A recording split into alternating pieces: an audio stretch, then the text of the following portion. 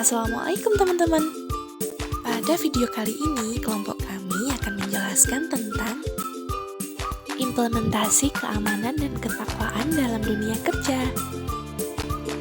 Anggota kelompok kami terdiri dari yang pertama Afana Zulfi, Dian Islamiyati Artika, Delia Helga Yudhistira, Rita Sulistiawati, dan Nurlaila Komariah. Ketakwaan sendiri berasal dari kata takwa. Hampir setiap kegiatan keagamaan seperti ceramah dan pengajian, istilah takwa sering sekali diucapkan. Menurut bahasa, kata takwa berarti memelihara atau menghindari. Sederhananya, takwa sendiri adalah melaksanakan perintah Allah dan menjauhi segala larangannya. Kemudian fungsi takwa. Di sini fungsi takwa adalah yang pertama, menjaga jiwa dari segala perbuatan dosa kepada Allah Subhanahu wa taala. Kemudian yang kedua, meninggalkan semua yang dilarang oleh Allah Subhanahu wa taala. Kemudian poin yang ketiga adalah mendapat rezeki dari arah yang tidak disangka-sangkanya. Jadi rezeki datang dari arah yang tidak disangka-sangka.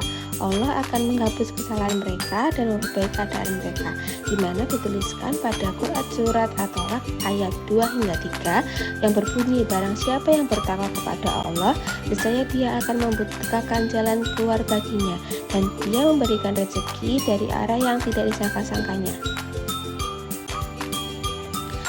Kemudian untuk poin yang keempat adalah dimudahkan segala urusannya oleh Allah Subhanahu wa taala yang sudah dituliskan pada Quran surat At-Tolak ayat 2 hingga 3 di mana dan barang siapa yang bertawakal kepada Allah, niscaya Allah akan mencukupkan keperluannya. Sesungguhnya Allah melaksanakan urusan yang dikehendakinya.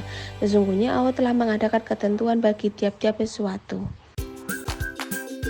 Kemudian poin yang kelima adalah Allah Subhanahu wa taala akan mencukupkan segala keperluannya. Kemudian manfaat dari takwa. Ada beberapa manfaat dari takwa, diantaranya adalah yang pertama adalah diberi rahmat dan ampunannya. Terdapat pada Quran surat Al-Hadid ayat 28 yang berbunyi, hai orang-orang yang beriman, kepada para rasul bertakwalah kepada Allah dan berimanlah kepada rasulnya. Niscaya Allah memberikan rahmatnya kepadamu dua bagian dan menjadikan untukmu cahaya yang dengan cahaya itu kamu dapat berjalan, dan dia mengampuni kamu, dan Allah maha pengampun lagi maha penyayang. Kemudian poin yang kedua adalah diberi kemampuan untuk membedakan antara yang hak dan yang batil. Nah, takwa pun menjadi pelita hidup di mana kita dapat membedakan mana yang benar dan mana yang buruk. Di sini terdapat pada Quran surat Al-Anfal ayat 28 yang berbunyi, jika kamu bertakwa kepada Allah, niscaya Dia akan memberikan furqan, kemampuan membedakan antara hak dan batil kepadamu. Maksud dari kata furqan di sini adalah cahaya pembeda antara hak dengan batil. Kata ini dipadankan dengan basiro, petunjuk. Ayat ini pun berlaku umum untuk semua bentuk jalan keluar dari kesempitan, baik bersifat lahiriah maupun kesempitan batiniah. Kemudian poin yang ketiga adalah diberi jalan keluar dan rezeki yang tidak disangka. Nah, rezeki datang dari arah yang tidak disangka-sangka.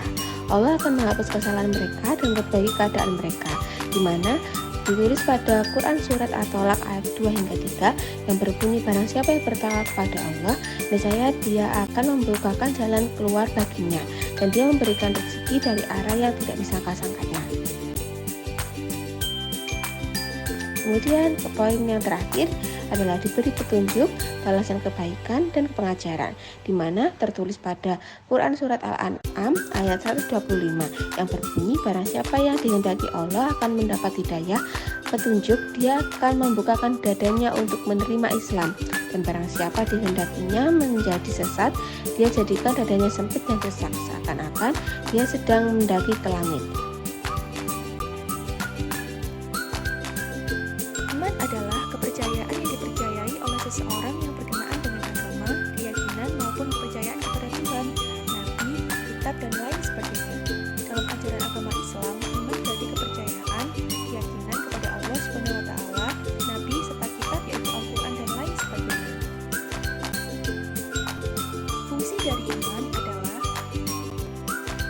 pertama adalah petunjuk kebenaran.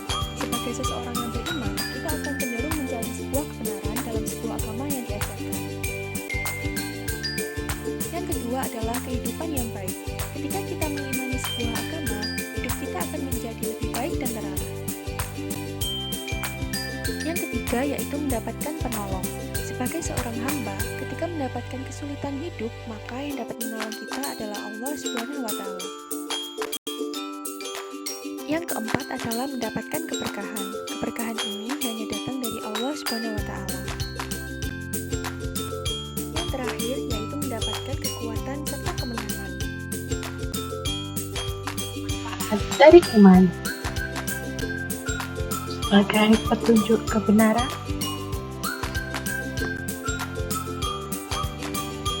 memiliki kehidupan yang baik, mendapatkan pertolongan, mendapatkan keberkahan, kekuatan, dan kemenangan.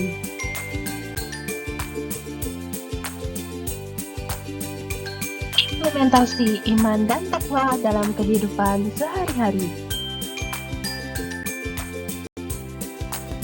Banyaklah menyimak ayat-ayat Al-Quran.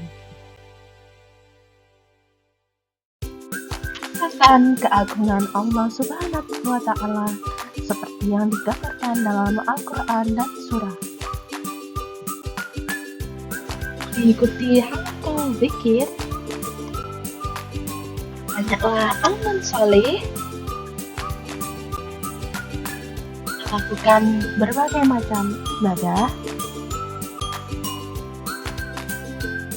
Hadirkan perasaan takut mati dalam keadaan husnul khatimah.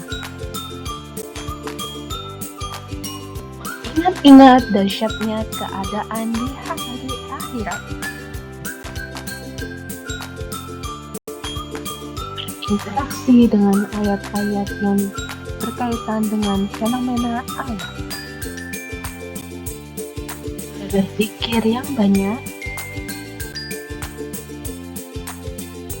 Berbanyak munajat kepada Allah Subhanahu wa Ta'ala dan pasrah kepadanya. Sikap tawadhu serta berdoa kepada Allah Subhanahu wa Ta'ala agar diberikan ketetapan iman. Yang terakhir, ada implementasi iman dan takwa dalam dunia kerja. Di antaranya yaitu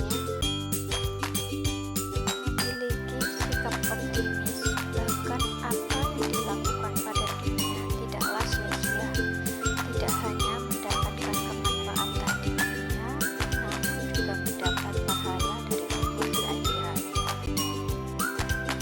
Berperilaku pasrah dan memiliki ketenangan jiwa saat menghadapi cobaan ini, karena memiliki ketundukan dan menyadarkan seluruh masalah. Allah yang Maha Kasih terhadap hambanya, kasih itu tidak akan memberikan sesuatu kecuali kebaikan.